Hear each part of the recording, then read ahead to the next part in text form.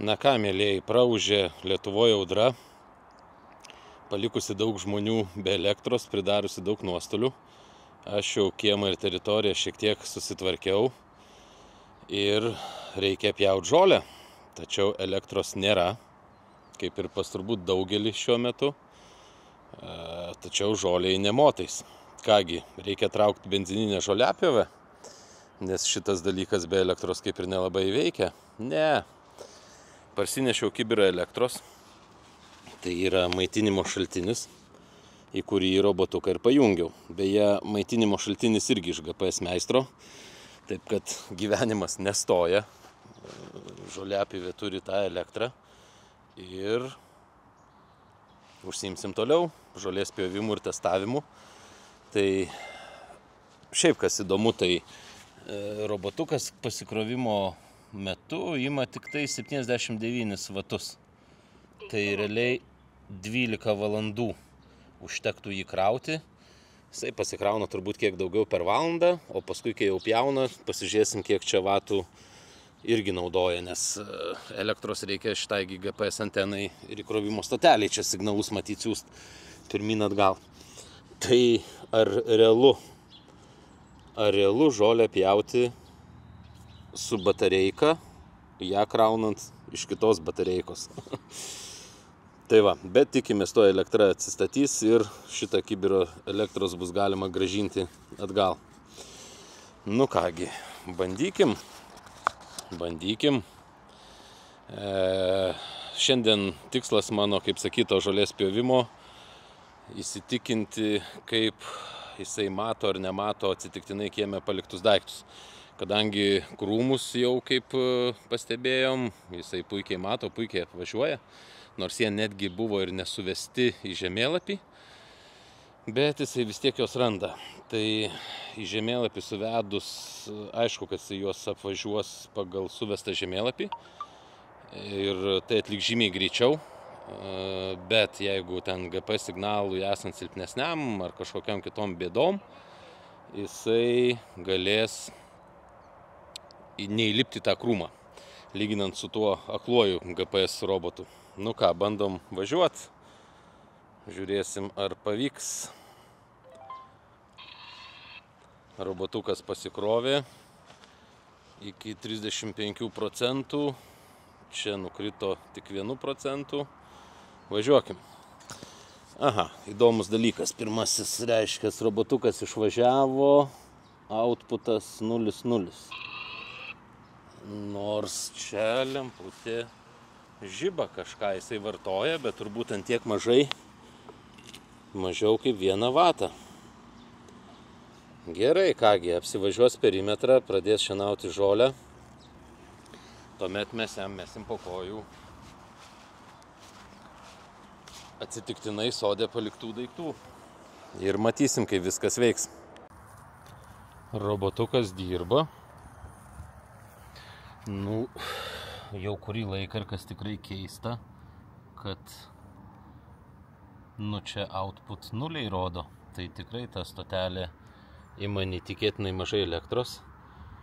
Tai realiai, kaip ir matėm, ant roboto pasikrovimo 72-80 vatų sunaudojama, kas užtektų gerokai virš 10 kartų pasikrauti tam robotukui elektrą, kas reiškia, kad jeigu per dieną lauko šitam nušienavimui nesuvedus kliučių prireikia 2 batareikų, tai iš šito kibiriuko elektros 1 kWh talpos realiai savaitę gali gyventi. Tai va, kas panašiai dabar žmonės po tiek ir neturi elektros. Taip kad aš ramus, darbai padaryti šiuo atveju. Keista tai naudoti tokiai paskirčiai, bet gyvenimas yra įdomus. Gerai, metas robotukui padaryti kliūtį. Žiūrėsim, kaip jisai į ją reaguos. Štai. Atsitiktinis daiktas sode, pievoj, kas tikrai gali voliotis ir ir kontakto nėra. Bandamas apvažiuoti. Kol kas sklandžiai.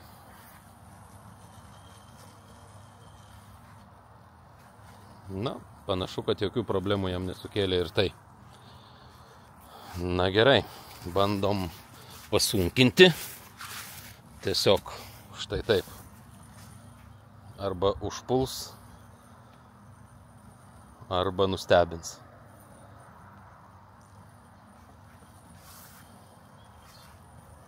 Ir yra. Oi. Nu, iš ties to šlangos vienos nemato, bet jie, kaip matėm, gražiai peršoka ir jos nepažeidžia. Bet jeigu va štai taip numesta, tai viskas kaip ir okei.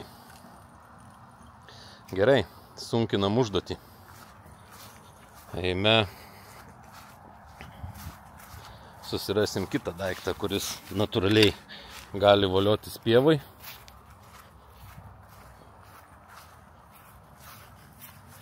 Pažiūrėsim, kaip reaguos į tokį daiktą.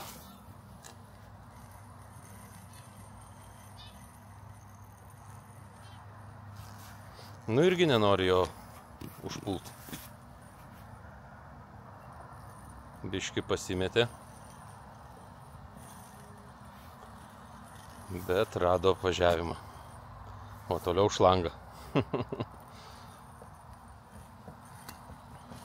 Šlangos, kaip matau, irgi nenori.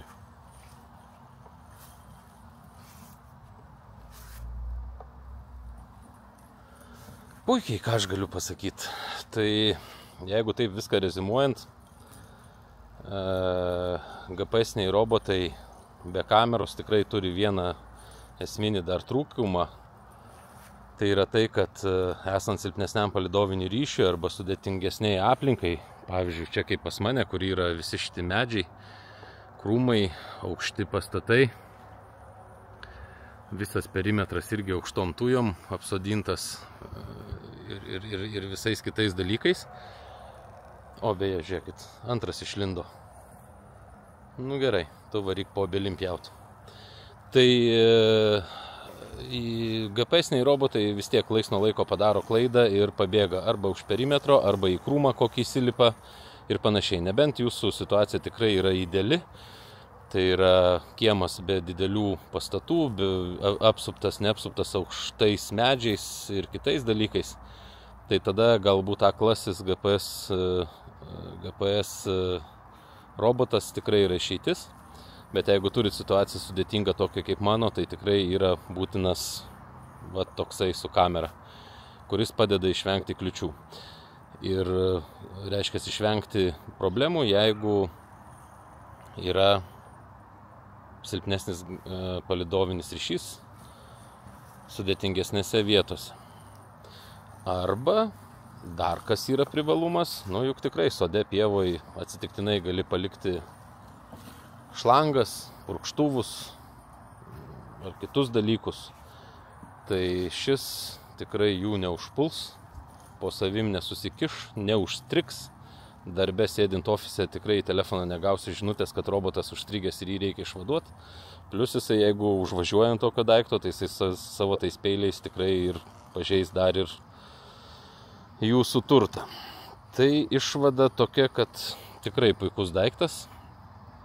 Kai pasens mano aklasis GPS-inis robotukas, matyt reikės keisti ir atsinaujinti būtent į kažką tokio panašaus. Tai geros vasaros visiems likusios, tikiuosi visi turėsim tuo elektrą ir gyvenimas grįš į savo vėžes. O aš toliau einu mėgautis, kaip dirba šitie dalykai. Žiūrėt ir mėgautis. Labas mano aklasis robotuk. Kaip aš tavęs pasiilgau. Vysim iš kiemo tą savo su kamerom baisulinį. Bum, oi. Koktytio susidaužiau. Nieko, tu vis tiek man pats geriausias, kad ir neturi tų akių ir tai tos medžius daužaisi. Bet tu vis tiek pats geriausias. Taip? Taip.